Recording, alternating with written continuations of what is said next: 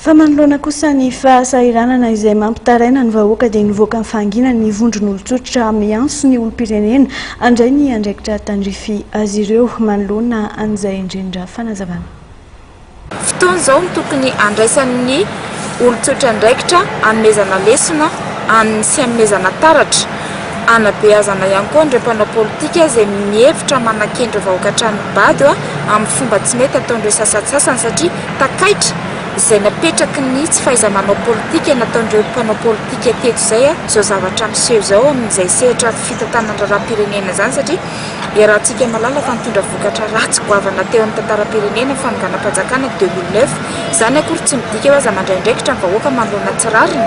fa efa tena hita fa raha izao zavatra mitranga izao dia vokatra izay le takaitra fomba ratsy napetraky ny mpanao politika izay hoe nitarika fivanany amin'ity izay no natonga ny vahoaka miraviravitana toy izao ka izay nanaovana antso avy hoe fotoana izao andraisana andraikitra dia manao antso avy izay ary mampanaitra ihany koa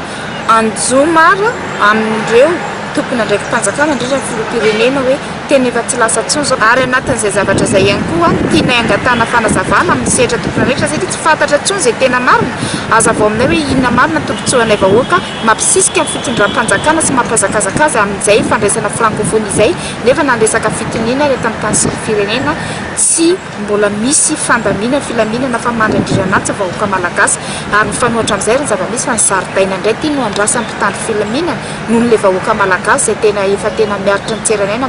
amin'ny tsy fandriam-pahalemana